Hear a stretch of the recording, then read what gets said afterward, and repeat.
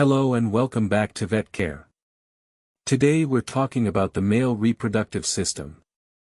You can think of it like a factory and delivery system, where the main product is fertile spermatozoa, that means sperm cells that can cause pregnancy. The male system has several parts: the spermatic cord, testis, epididymis, accessory sex glands, and the penis. Let's begin with the testis. This is the place where spermatozoa are made. It also makes important hormones like testosterone, inhibin, estrogen, and proteins. The testis works fast. It can make less than 1 to 25 billion sperm every day. That's about 35,000 to 200,000 sperm every second. The testis sits in the scrotum, which is outside the body, because spermatogenesis needs a cooler temperature to work properly. Once sperm are made, they start their journey. First, they move through the reedy tubules and efferent ducts. Then, they enter the epididymis. The epididymis has three parts: the head, body, and tail. In the head and body, sperm go through changes that help them become mature and fertile. The tail is like a storage area. It holds sperm that are now fertile and motile, that means they can move. When the male is sexually excited, the tail of the epididymis contracts. This pushes the sperm into the ductus deferens, which moves them to the pelvic urethra. Here, sperm are mixed with fluids from the accessory sex glands. These fluids are called seminal plasma. When sperm and seminal plasma mix, it helps the sperm work better by diluting them and causing helpful chemical changes. Now the sperm and seminal plasma together form semen. This is the final product. The penis is the delivery system. It uses special muscles to help with erection, protrusion, and ejaculation, so the semen can be released into the female during mating. First, start with spermatic cord. Spermatic cord connects the testis to the body. It starts at the inguinal ring, which is the passageway from the body cavity into the scrotum. The cord then attaches to the back of the testis and holds it inside the scrotum. In animals like rams and bulls, which have hanging scrotums, the spermatic cord is very well developed. The spermatic cord has three main jobs. First, it connects the testis to the body through blood vessels, lymph vessels, and nerves. Second, it holds the testis in suspended position. Third, it houses the ductus deferens, cremaster muscle, and a specialized vascular network called the pampiniform plexus. The temperature of the testis is usually 4 to 7 degrees Celsius cooler than the rest of the body. This lower temperature is very important for making healthy sperm. There are three main factors that help control the testis temperature. First, the pampiniform plexus. This is a network of veins that wrap around the testicular artery inside the spermatic cord. Testicular artery comes from the abdominal aorta. Warm blood from the body, about 39 degrees, passes through the artery, and heat is transferred to the cooler blood, around 33 degrees, in the veins. This process is called a countercurrent heat exchanger. The veins also lose heat directly through the skin of the scrotum, helping to cool the blood further. Second, the cremaster muscle. This is a striated muscle that supports the testis and helps control its temperature. When the cremaster muscle contracts and relaxes, it squeezes the pampiniform plexus, pumping blood and making the cooling process more efficient. Third, the scrotal skin. The skin acts as a temperature sensor and helps cool the testis by losing heat to the environment. Some animals, like elephants, birds, and certain marine mammals, have their testes inside their bodies instead of in a scrotum. Meanwhile, animals like rats and rabbits can move their testes in and out of the body cavity as needed to help with temperature control. The scrotum is not just a protective sac, it is an important part of the male reproductive system that controls temperature. It has two lobes that hold the testes and four layers: the skin, the scrotal fascia that contain a special muscle called the dartus muscle, and the parietal vaginal tunic. The scrotum works like a temperature sensor and a natural cooler. It has many sweat glands in its skin that help cool the testes by sweating. When the body or scrotal temperature rises, the brain detects this and signals the sweat glands to start working. This sweating helps cool the testes by evaporating heat. Inside the scrotal skin, there are many temperature-sensitive nerves. These nerves don't just control sweating, they also influence the animal's breathing rate. For example, in rams, when the scrotal skin temperature goes above 36 degrees Celsius, their breathing starts to increase. If it gets hotter, around 40 to 42 degrees Celsius, the rams begin to pant rapidly. This shows how important the scrotum is in regulating body functions. If fat builds up around the scrotum or spermatic cord, it can block cooling. This often happens in bulls fed for rapid growth and can reduce sperm production and fertility. The tunica dartis is a smooth muscle just below the scrotal skin. It contracts to pull the testes closer to the body, decreasing surface area, during cold weather, to keep them warm. In hot weather, it relaxes, increasing the scrotum's surface area to help cool the testes. This muscle needs testosterone to work properly, so if a male is castrated, the tunica dartis can no longer contract effectively. Farmers sometimes use a method called short scrotum to sterilize bulls. A rubber band is placed on the lower scrotum, cutting off blood flow. The lower part of the scrotum becomes detached, forcing the testes to stay close to the body. This raises the temperature of the testes, reducing sperm production and causing sterility. These bulls still produce normal testosterone levels and grow efficiently, often with less fatty, more muscular meat. Now talk about the testes, also called male gonads. Testes are paired organs. Their size and shape can be different in various species. They are the primary reproductive organs in males. The testes have three main jobs. First, they make sperm cells. This process is called spermatogenesis. Second, they produce important hormones like testosterone, inhibin, estrogens and different proteins. Third, the testes produce fluid from tiny tubes called semeniferous tubules. This fluid helps move sperm out of the testes. Now, let's look at the anatomy of the testes. The testis is made of four main parts.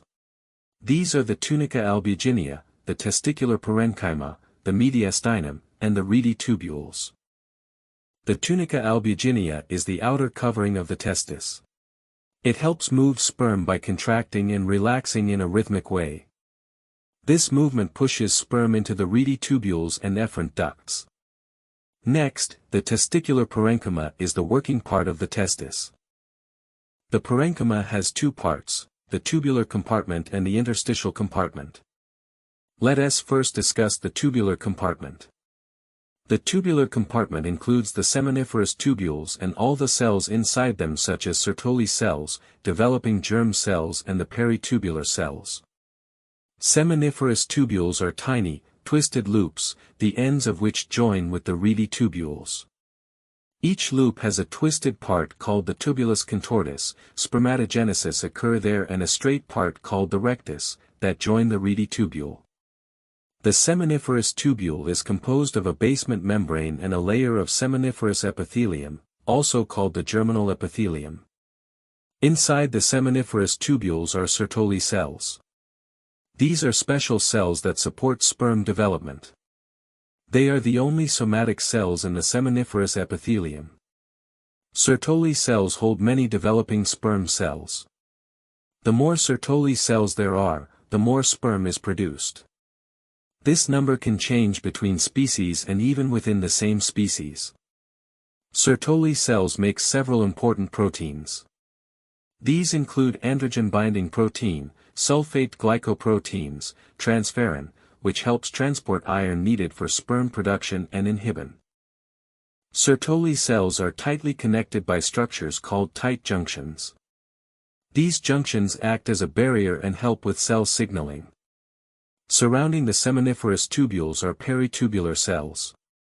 Together with Sertoli cells, they form the blood-testis barrier. This barrier protects developing sperm cells from being attacked by the immune system. This is important because the immune system might see sperm as foreign cells because they are undergoing meiosis and try to destroy them. The blood-testis barrier let only nutrients pass and blocks harmful immune molecules. Now discuss, the interstitial compartment lies outside the seminiferous tubules. It contains blood vessels, connective tissue, lymphatic vessels, nerves, and special cells called Leydig cells. Leydig cells produce testosterone, the main male hormone. The mediastinum is the central core of connective tissue inside the testis. It keeps the tubular structures from collapsing and helps sperm flow smoothly. It also contains the reedy tubules. Finally, reedy tubules are tiny channels that carry sperm from the seminiferous tubules out of the testis. They connect to the efferent ducts, which lead to the epididymis where sperm mature and are stored. Now discuss epididymis in detail. The newly formed spermatozoa moved from seminiferous tubules to reedy tubules, and then along with reedy fluid moved into efferent ducts. The function of the efferent ducts is to carry newly formed spermatozoa and reedy fluid from reedy tubules into the epididymis. The epididymis plays a key role in the maturation, concentration, and storage of sperm cells. The epididymis is a single, long, and highly coiled duct that can range from 30 to 60 meters in length, depending on the species. It is divided into three main regions: the head, also called the caput, the body, known as the corpus, and the tail, called the cauda. First, discuss the head. The head of the epididymis is further divided into two parts: the proximal head, which connects with the efferent ducts, and the distal head, which connects with the body of the epididymis. When secretions from the seminiferous tubules and reedy tubules reach the proximal head, fluid absorption begins. This process dramatically increases the concentration of sperm, from about 25 to 30 million per milliliter to nearly 1 to 2 billion. But how? Fluid absorption in the proximal head removes excess liquid from the semen that comes from the seminiferous and reedy tubules. As the fluid volume decreases, the sperm cells become tightly packed, which greatly increases their concentration. The distal head then begins to add its own secretions into the lumen. These secretions are rich in proteins that help nourish and modify the structure of spermatozoa, preparing them for further maturation. Sperm found in the head region are non-motile and non-fertile. Their disulfide cross-linkages are weak, and the cytoplasmic droplet is located near the proximal part of the head, indicating that these sperm are still immature. As sperm move into the body of the epididymis, their concentration remains the same, but their characteristics start to change. They begin to show some motility and a small degree of fertility. The cytoplasmic droplet starts to move along the tail of the sperm, a sign of ongoing maturation. At this stage, the disulfide cross-linkages become moderate, helping stabilize the sperm's internal structure. Finally, sperm reach the tail of the epididymis, which serves as the main storage site. From here, they can be transported through the ductus deferens to the pelvic urethra during ejaculation. Spermatozoa in the tail are fully motile and fertile. Their disulfide bonds are strong, and the cytoplasmic droplet has shifted to the distal end. Now discuss seminal plasma, and the accessory sex glands. Let's begin. Seminal plasma is the non-cellular, liquid portion of semen. You can think of it as the transport medium that carries sperm during mating. It's produced by the epididymis and the accessory sex glands. Even though seminal plasma itself isn't essential for fertility, it's very important in natural mating, because it helps deliver sperm smoothly into the female reproductive tract. Now, let's move on to the accessory sex glands. These glands are responsible for producing most of the seminal plasma. They release their secretions into the pelvic urethra, where the final semen mixture forms.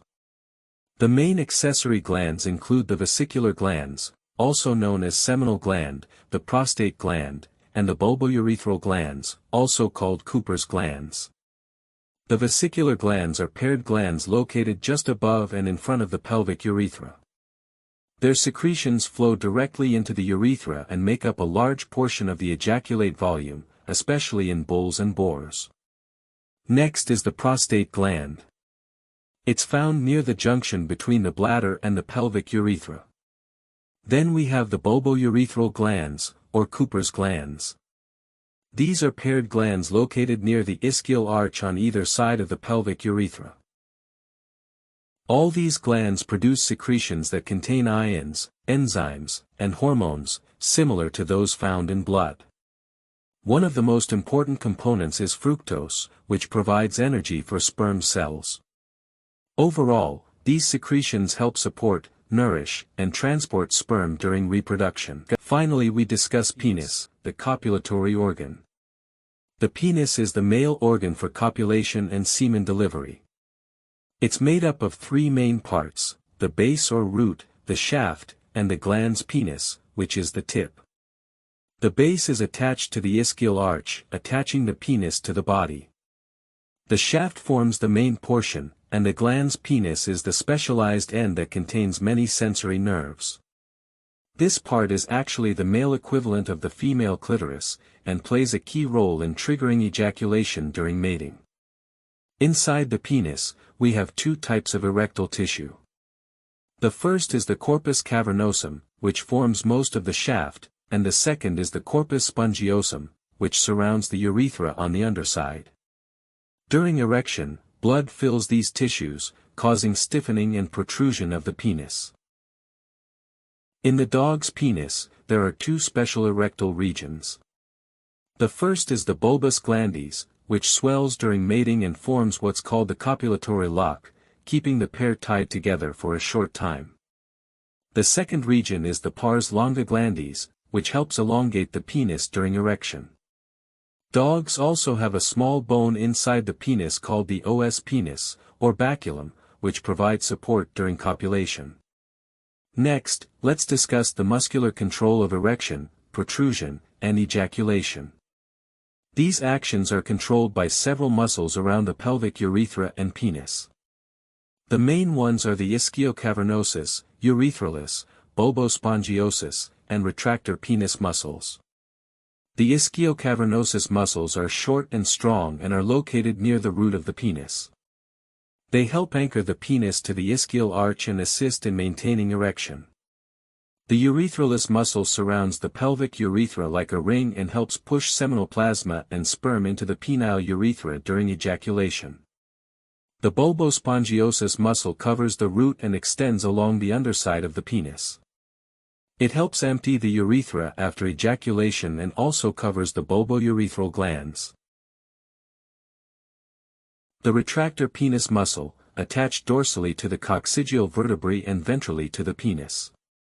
These muscles maintain the sigmoid flexure, which is an S-shaped curve along the shaft of penis, in species with a fibroelastic penis, such as bull, cattle, boar, pig, ram, sheep, buck, goat. That allows the penis to stay folded inside the sheath until erection. When these muscles contract, the penis remains inside the sheath. When they relax, the penis protrudes. If you found this video helpful, don't forget to like, share, and subscribe for more simple explanations.